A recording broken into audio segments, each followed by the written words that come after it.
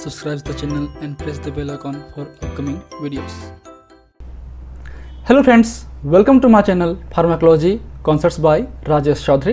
तो आज की वीडियो पे हम समझेंगे division of the Beer's Lambert's law. पिछले वीडियोस में हमने कवर कर चुके हैं आपके बियर्स-लैम्बर्ट्स लॉ के बेसिक्स थ्योरी के बारे में, कॉन्सेप्ट के बारे में, इक्वेशंस के बारे में और उनके बेसिक डेरिवेशन के बारे में। तो आज का टॉपिक है आपके डिवीजन के बारे में कि वो किस पॉइंट पे आपका लिनियरिटी शो नहीं करता, क्या उस पर पॉजिटिव और नेगेटिव हो सकते हैं। इसके अलावा हम समझेंगे solvent effect on the spectra और आपके आइसोस्पेस्टिक पॉइंट के बारे में, जो कि एक तरीके से जीपीएट पॉइंट ऑफ व्यू से या ऑब्जेक्टिव बेस्ड क्वेश्चंस के लिए बहुत ही इंपॉर्टेंट टॉपिक हैं। And if you want to watch my previous videos regarding the spectroscopy or instrumental methods of analysis, you can check description box below or by using this link. इसके अलावा आपको notes चाहिए तो मैं अपने सारे notes मेरी वेबसाइट www.pharmacyconcept.in पे अपलोड करता हूँ, वहाँ आप विजिट कीजिए, वहाँ से आप नोट्स वगैरह डाउनलोड कर सकते हैं। So let start the topic. So division of the Beer's Lambert's law को समझने से पहले आपको बेसिक्स बताता हूँ कि आपका बियर्स-लैम्बर्ट्स लॉ क्या कहता है। सो ए system is said to obey Beer's law when a plot of absorbance versus concentration gives a straight line। जैसे कि हमने पिछले वीडियोस में समझ चुके हैं कि हमारा जो बियर्स-लैम्बर्ट्स लॉ है उसके हिसाब से जो इक्वेशंस बनते हैं आपके एब्जॉर्बेंस का, तो absorbance is equal to epsilon C and X, जहाँ पे आपका ई क्या था, ई था आपका मोलर एब्जॉर्प्टिविटी या एक्सटेंशन कोफिशिएंट,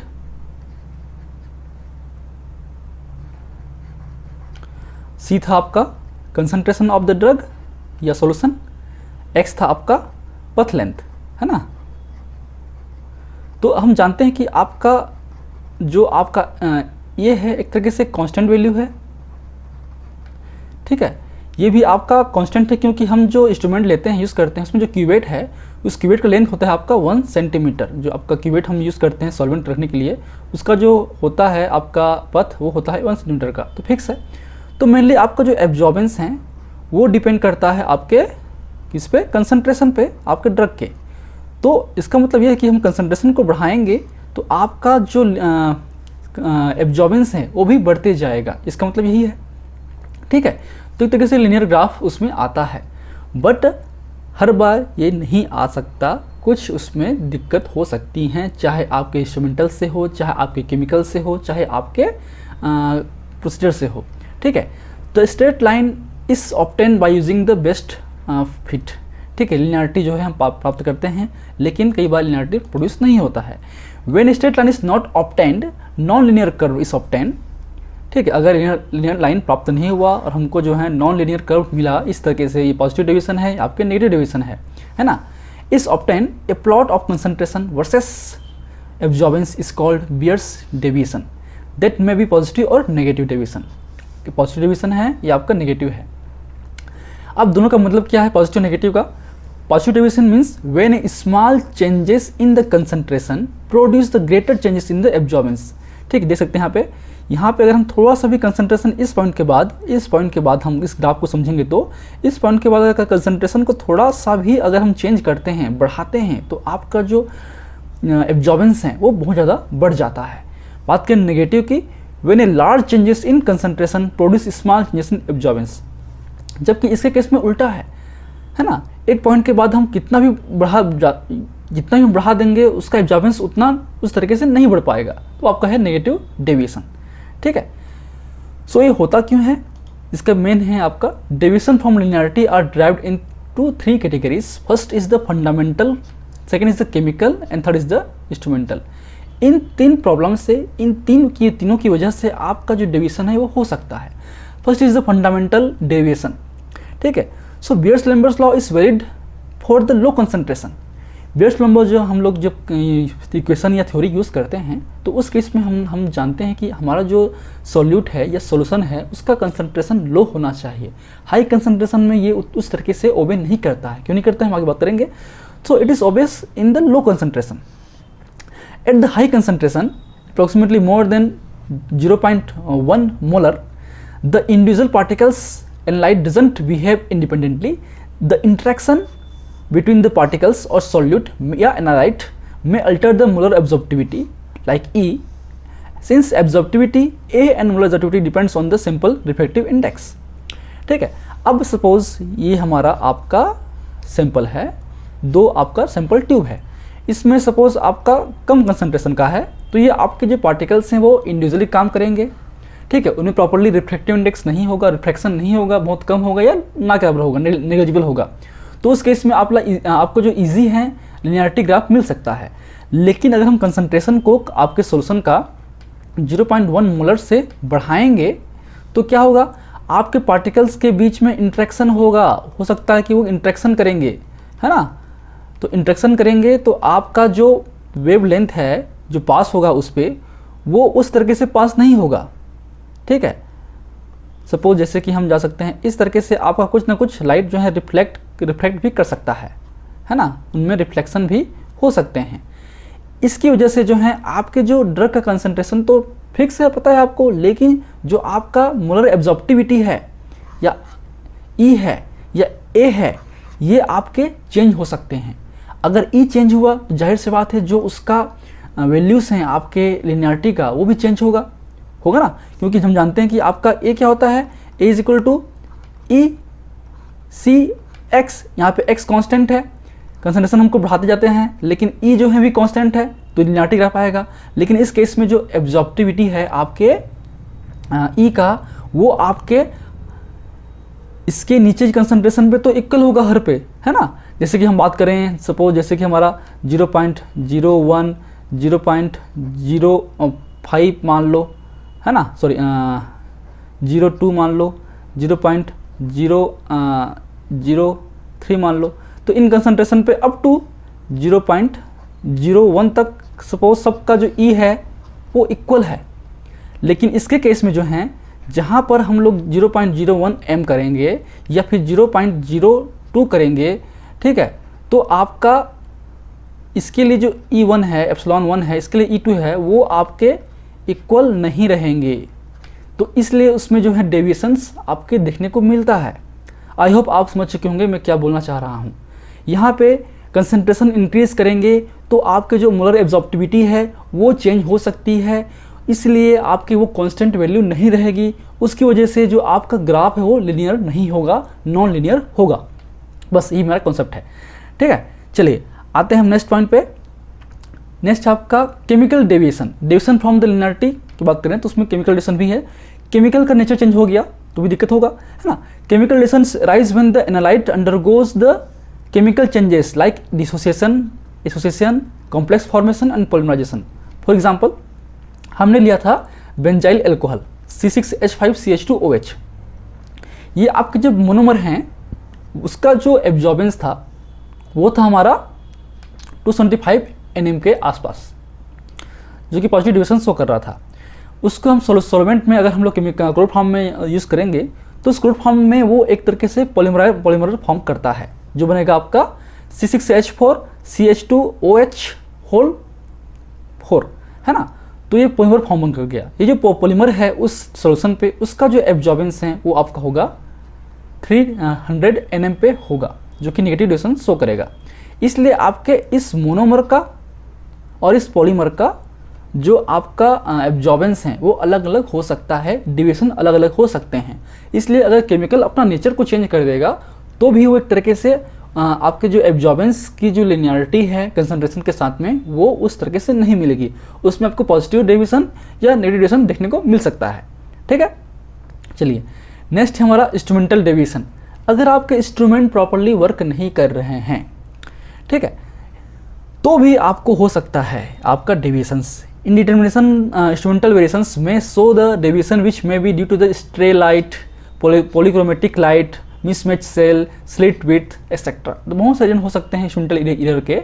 बात करते हैं स्ट्रे लाइट की, तो क्या है, any other radiation except the EMR और specific monochromatic light reaching to the detector, it arise the scattering and refraction inside the monochromator mainly due to the imperfection of the optical surface. आपका जो optical surface है, आपका जो क्यूबेट है, उसका optical surface properly नहीं है, ख़राब हो चुका है, रफ हो चुका है, ठीक है। तो आपका जो हम मोनोक्रोमेटर लाइट यूज़ करते हैं एक स्पेसिफिक वेवलेंथ का, सपोज हमने 243 वेवलेंथ का स्पेसिफिक लैम्डा मैक्स हम लोग प्रोड्यूस कर रहे हैं, जो कि पहुंच रहा है आपके कहाँ पे, डिटेक्टर पे, है ना। लेकिन अगर ठीक। तो अगर किसी कारणवश ऑप्टिकल इम्परफेक्शन की वजह से कुछ एक्स्ट्रा आपके एडिशनल अगर स्पेक्ट्रा उस पर पहुँचेंगे, कुछ एडिशनल स्पेक्ट्रा आपके पहुँचेंगे सपोज इस लाइट से के थ्रू, तो भी आपका जो है प्रॉपरली आपका जो रिसेप्टर जो आपके थ्योरीज हैं वो काम नहीं आएंगे, और उस केस में भी आपका डेविएशन हो सकता है। अगर आपके जो ऑप्टिकल सरफेस हैं वो प्रॉपरली एडजस्ट नहीं हुआ है, तो ठीक तरीके से काम नहीं कर रहा है, तो एक्स्ट्रा रेडिएशन जो पहुंचता है मोनोक्रोमेटिक लाइट के अलावा, स्पेसिफिक वेवलेंथ के अलावा, उसे बोलते हैं हम लोग स्ट्रे लाइट। ठीक है। नेक्स्ट है आपका स्लिट विड्थ, है ना, ये तो हो गया था आपका। नेक्स्ट है आपका slit width. It is not proper, it's allow the undesirable radiation to the fall into on the sample. जाहिर सी बात है, स्लिट विड्थ जो है एक तरीके से आपका बहुत सारे कलर जो प्रोड्यूस करते हैं उसमें आपके होते हैं स्लिट होते हैं। जो स्लिट है वो स्पेसिफिक वेवलेंथ को ही पास आउट करता है।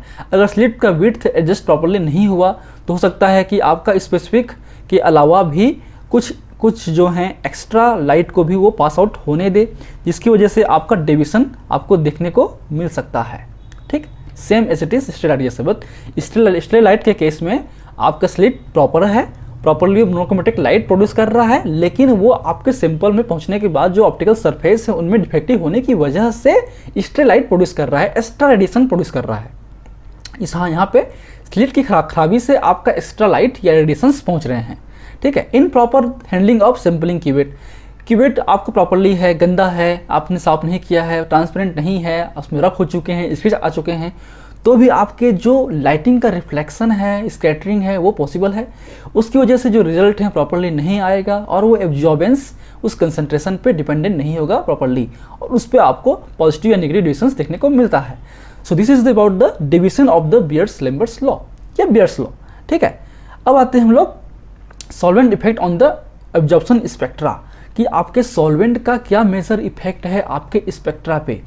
ऐसा नहीं है कि हम हर एक ड्रग के लिए सेम सॉल्वेंट यूज़ कर सकते हैं।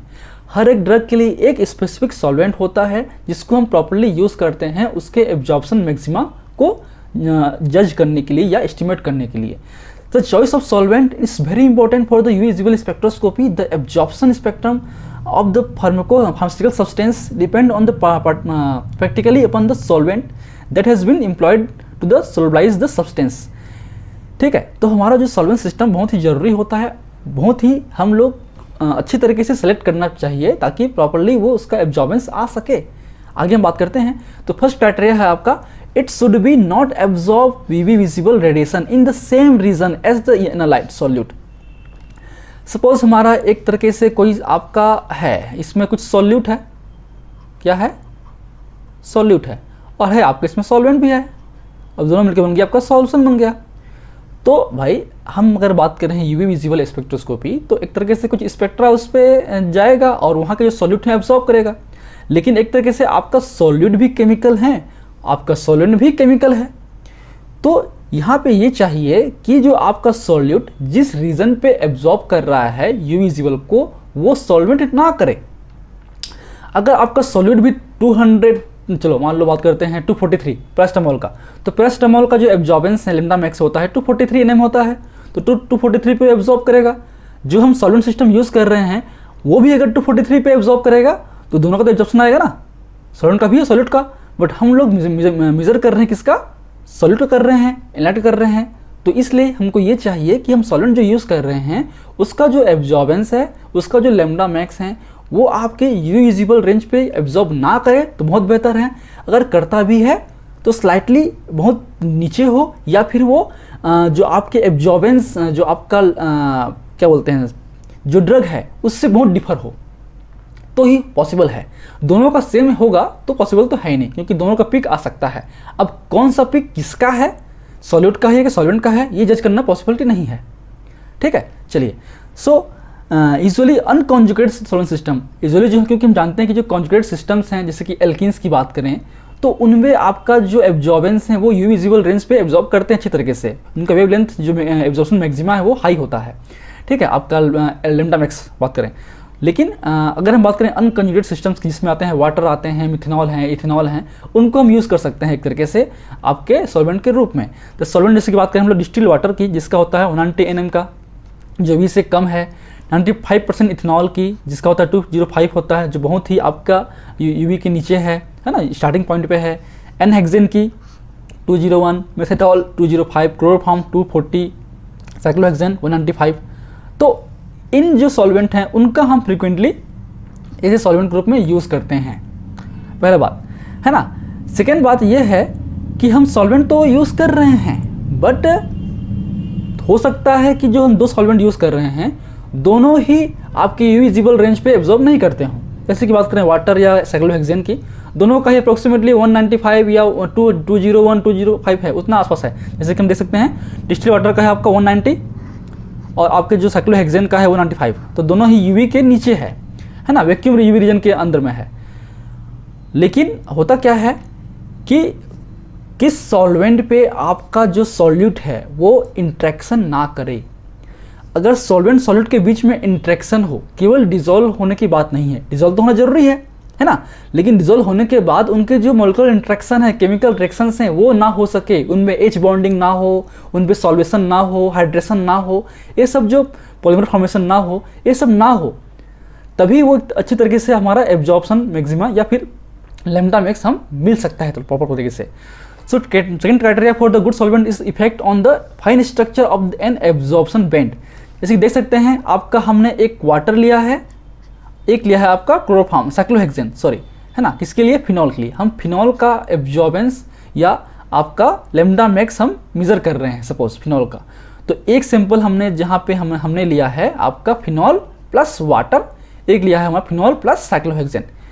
तो देखिए वाटर के साथ में प्रॉब्लम क्या है, आपका जो मैक्सिमा है या लैम्डा मैक्स है वो प्रॉपर्ली जो स्ट्रक्चर है फाइन पीक नहीं आया है, जबकि साइक्लोहेक्सेन के साथ में फाइन पीक आया है। तो हमको हमेशा ऐसे सॉल्वेंट यूज़ करना चाहिए जिसपे आपका स्ट्रक्चर फाइन पीक आए। जो फिनॉल के केस में क्या है आपका साइक्लोहेक्सेन, क्यों हो रहा है, क्योंकि उनकी पोलैरिटी डिफरेंट हो रही हैं। साइक्लोहेक्सेन नॉन पोलर सॉल्वेंट हैं, वाटर पोलर सॉल्वेंट हैं। तो पोलर सॉल्वेंट होने की वजह से आपका जो फिनॉल है उसमें OH ग्रुप है, हाइड्रोजन में भी OH ग्रुप है, तो इनमें पॉसिबिलिटीज है कि H बॉन्ड बन सकता है या सॉल्यूशन हो सकता है, इसीलिए आपके हम वाटर यूज नहीं करते हैं उस केस पे। So in the figure we observe that the phenol has little interaction with the non polar solvent like cyclohexane, while the polar solvent like water it shows the strong interaction like the solvation and H bonding and may alter the structure या fine structure of the absorption lambda max graph। ठीक है, इसमें आपको fine structure नहीं आता water के साथ में, जबकि इसमें आता है। ठीक है, आपके साइक्लोहेक्सेन में ए ड्रग में absorb a maximum radiation energy at particular wavelength in one solvent but cell absorb partially at some wavelength in another. तो जो आपका सॉल्वेंट चेंज करेंगे तो उनका जो लैम्डा मैक्स है वो भी स्लाइटली चेंज हो सकता है, तो उस तरीके से बेहतर रिजल्ट आपके नहीं आ पाएंगे। Polarity play the important role in the position and intensity of the absorption maxima of the particular chromophore। हम ऑलरेडी पढ़ चुके हैं क्रोमोफोर ऑक्सीक्रोम के केस में कि जो आपको पोलैरिटी चेंज होता है तो उनका जो लैम्डा मैक्स है वो भी आपके ब्लू शिफ्ट या रेड शिफ्ट हो सकते हैं। एच बॉन्डिंग भी पॉसिबिलिटीज़ हैं कार्बोनिक कंपाउंड्स के केस में स्पेसिफिकली, या N to pi to N आपके N to सिग्मा या फिर आपको पाई टू पाई ट्रांजिशंस में। तो हम देखते हैं आगे क्या है। बात करें कुछ एग्जांपल्स की। इन case of non polar solvent like the iodine solution, iodine solution की बात करें, उसको हम नॉन पोलर सॉल्वेंट में अगर यूज़ करते हैं तो वो आपको पर्पल कलर शो करता है, जिसका एब्जॉर्बेंस मैक्सिमा होता है, या लैम्डा मैक्स की बात करें सॉरी, तो होता है 518 nanometre, same as the iodine vapour. लेकिन अगर हम where is in case of polar solvent, अगर हम उस सॉल्वेंट को पोलर यूज़ करेंगे देन एब्जॉर्प्शन जो या उसका जो शॉर्टर वेवलेंथ पे आपका एब्जॉर्प्शन करता है, लैम्डा मैक्स होता है आपका लेस देन क्या होगा 518 नैनोमीटर के आसपास होगा। ठीक है, जो कि ब्राउनिश कलर शो करता है। इसके अलावा by increasing the polarity of solvent compounds like dienes and conjugated hydrocarbons do not experience any appreciable shift. Conjugated dienes की बात करें या डाइइंस की बात करें तो उनमें दिक्कत नहीं है, बट आपके कार्बोनिल कंपाउंड्स हैं, एल्कोहल हैं, एमीन्स हैं, प्रोटीन्स हैं, इनमें दिक्कत हो सकती है। If the chromophore involve the transition is more polar its ground state then excited state, then the ground state is more stabilized than the excited state by more polar solvent due to the solvation. Chromophore with N to pi transition and N to sigma transitions exhibit such behavior. For example, H bonding जो hydrogen bond बनेगा polarity के साथ में, shift UV absorption to the longer wavelength, right red shift by the increasing the polarity of solvent like the carbon compounds, pi to pi ionisations. बात करें carbon compounds अगर हैं उसको हम पोलैरिटी के बेस पे इन्हेंस करेंगे, अगर हम पोलर सॉल्वेंट में यूज़ करते हैं और पोलैरिटी को इन्हेंस करेंगे तो उनमें एच बॉन्ड बनेगा, और एच बॉन्ड बनने की वजह से पोलैरिटी बढ़ाएंगे तो उनका जो वेव लेंथ है वो भी लॉन्गर शिफ्ट करेगा, रेड शिफ्ट करेगा, या फिर आपका हम बोल सकते हैं बेथोक्रोमिक शिफ्ट होगा। ठीक है, जबकि अपोजिट आपके N2 सिग्मा वाले केस में, अल्कोहल या इमेंस के केस में, अगर हम पोलैरिटी बढ़ाते हैं, H bond shift the absorption to the shorter wavelength, तो आपके ब्लू शिफ्ट करेगा या हिप्सोक्रोमिक शिफ्ट करेगा। ठीक है, अगर हम पोलैरिटी को इंक्रीज करते हैं तो इसलिए पोलैरिटी भी इंपॉर्टेंट फैक्टर है। पॉसिबिलिटीज़ हो कि हमारा जो सॉल्यूट है और सॉल्वेंट है उनके बीच में कोई इंट्रैक्शन ना हो, तभी आपको बेस्ट रिजल्ट मिल सकता है। अब इसी के केस में, सॉल्वेंट इफेक्ट के केस में आता है आपका आइसो एब्जॉर्प्टिविटी पॉइंट और आइसोस्बेस्टिक पॉइंट। सपोज हमने एक ही सॉल्वेंट यूज़ कर रहे हैं, लेकिन उस मीडिया का पीएच भी एक इम्पॉर्टेंट फैक्टर होता है। एसिडिक पीएच में अलग बिहेवियर करता है और आपका जो बेसिक पीएच में अलग बिहेव करता है आपके केमिकल, उनके भी रिएक्शंस हो सकते हैं। फॉर एग्जांपल बात करें पैरानाइट्रोफिनॉल की, एक एसिडिक पीएच में हमने एब्जॉर्प्शन मैक्सिमा लिया तो इस तरीके से लैम्डा 1 मिलेगा आपको इस पॉइंट पे। सपोज एक तरीके से मान लेते हैं लगभग 300 के आसपास मिलेगा, मान लेते हैं, सपोज एग्जैक्ट वैल्यू नहीं बोल रहा हूँ मैं। और आपका जो उसी आपके जो पैरानाइट्रोफिनॉल्स हैं उसको हम लोग बेसिक मीडिया पे, उसी सॉल्वेंट का बेस मीडिया है ना, जैसे कि बात करें उसी सॉल्वेंट का, सॉल्वेंट एक ही है लेकिन उसको हम बेसिक नेचर या एसिडिक नेचर बना सकते हैं, वो हम चेंज करेंगे तो वही आपका जो नाइट्रोफिनॉल है बेस मीडिया पे आपका लगभग 400 पे एब्जॉर्ब करेगा। तो हम मीडिया को भी चेंज करेंगे, पीएच को चेंज करेंगे सॉल्वेंट के, तो उसके हिसाब से जो एब्जॉर्प्शन है या लैम्डा मैक्स है वो भी चेंज हो जाता है। जब उन दोनों का इंट्रैक्शन होता है, point where point both are interact, जहाँ पे दोनों का इंट्रैक्ट होता है उस पॉइंट को बोलते हैं, या उस जो लैम्डा मैक्स हैं उसको बोलते हैं हम लोग आइसोस्बेस्टिक, यहाँ पे एक्स कर दो, आइसोस्बेस्टिक पॉइंट। क्लियर है? So these are the basics about the deviation of the Beer's law और Beer-Lambert's law, solvent effect on the spectra and isosbestic point। तो इस टॉपिक्स में इतना ही है। इसके बाद हम नेक्स्ट वीडियो में शुरू करेंगे इंस्ट्रूमेंटेशन के बारे में, जो कि आपके लॉन्ग क्वेश्चंस में फ्रिक्वेंटली आते ही हैं, फिक्स है। तो हम बहुत शॉर्ट वे में समझेंगे, आपको भी बुक पढ़ सकते हैं उसके लिए, चाहे आपके वाई शर्मा हो, आपके हेमंत ब्रोडिक सर का बुक हो, या फिर आपके BK शर्मा हो, चटवाल की बुक हो, या फिर रविशंकर की बुक हो, जो भी आपको बुक मिलती है इंस्ट्रूमेंटेशन का वो आप पढ़िए, बहुत ही इंपॉर्टेंट टॉपिक होगा वो। So if you like my videos please press the like button, share with your friend, and any feedback please comment on the comment section, that motivates me for the coming videos. In last, thank you, keep watching.